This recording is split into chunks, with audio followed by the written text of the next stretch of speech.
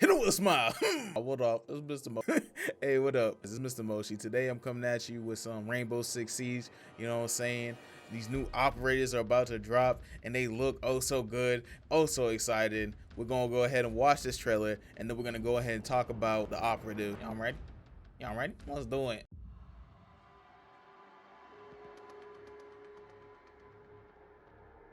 私の友達ならこう言うわね。バカでかい穴が開くぞ。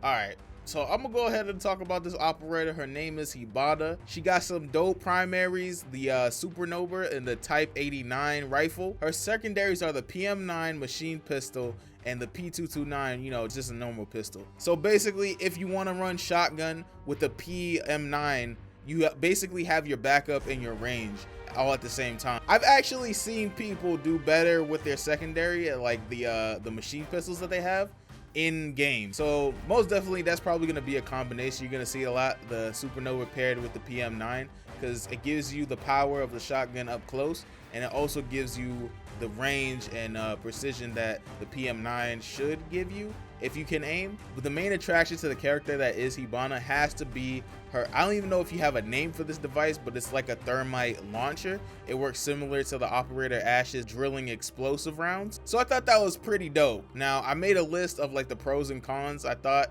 you know, from the trailer, I did take a second to go and watch the live demo, some gameplay of the operators in action. One of the pros to Hibana has to definitely be multiple entry points. I mean, on top of that, she has solid primary and secondary weapons. Again, that launcher gives her the ability to place these charges and detonate it from a distance, so you don't have to come in and deal with danger like an operator like Thermite would. In terms of cons, the only ones I actually see is that she doesn't look like she's really all that armored up. So if you know you're playing and you're playing against like a very offensive defensive team and like they're shooting out windows at the start of the round, if you lose Hibana, you potentially lose one of your main battle plans that you can deploy during the round.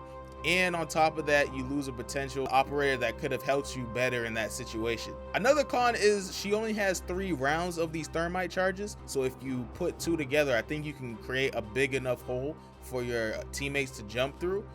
It is a hole, so you have to jump through it, and there's that delay where your gun is down when you jump through it. So that's a con. There's also the fact that, you know, she has like a third one and it can only crack a hole, so you can't destroy multiple walls. But it's also iffy because I thought of situations in which you can like actually like use her in, and they're actually pretty dope. You can break down one reinforced wall and create like another hole somewhere so that somebody can turn a reinforced wall into a deployable shield. Now if you take that same concept and apply it to multiple reinforced walls, you potentially turn a secured room into a kill box, because all these holes that she's punching through, your teammates can shoot through them, but your enemies have a harder time getting body shots because they're reinforced walls. So it's basically like you give your teammates deployable shields on offense, and you turn the secured room into a kill box for, you know, those teams who like to group up inside the objective room. I'm covering the other operator, Echo. This is going to be your defense operator. Man, this dude is crazy. He has this drone and everything. But anyway, let's go ahead and look at the little trailer or whatever that they presented for us to unveil the character that is Echo.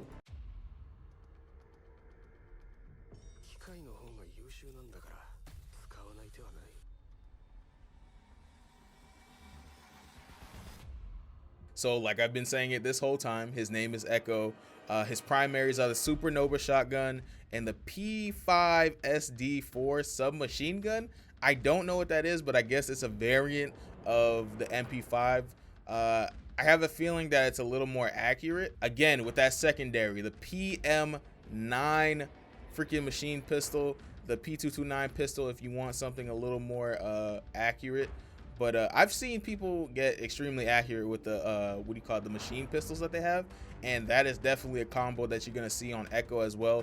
The Supernova with the machine pistol, because you got your up close power and your range. Equipment though, and this is This is dope. This is like, imagine like you took your like an Amazon Prime drone and just made it super militarized and combative. Like, that's a lie, but anyway. So his drone, it can go from the floor to a ceiling. That's actually how it jumps. It moves like a normal drone would. But yeah, it can move from the floor to the ceiling instantly, like just with a click of a button. So that can really help when you're trying to be stealthy and surveil you're trying to watch your enemy without them noticing you. Like I said, it does this fast, so it's on some shinobi ninja stuff. But like Twitch's drone, it also shoots something. It shoots this dart. Now what this dart does is it disorients the enemy. So basically think about it like I think this piece of equipment was like deeply inspired by like shinobi and the ninjas. When they risk being detected, like they, you know, scale like walls of the narrow hallways and they hang at the top and wait for their victims, like just like the drone, it jumps up. And also ninjas also used to throw this powder, they blow it and it disorients you. So I'm guessing they were inspired by that. Actually, the name for the drone might have also been inspired by the Japanese folklore for ghosts. I thought maybe it was inspired by shinobi because of demon. So demon is also yokai, but yokai is also ghost. That actually makes a lot more sense because yokai, ghost, the drone goes into cloak mode. And what the drone is shooting actually isn't a dart. It's actually a sound wave that disorients the enemy. So it might make sense that it's a ghost screech rather than Mitsubishi that a shinobi might throw. Now the pros already, you know, you can already see the pros. Surveillance, there's stealth.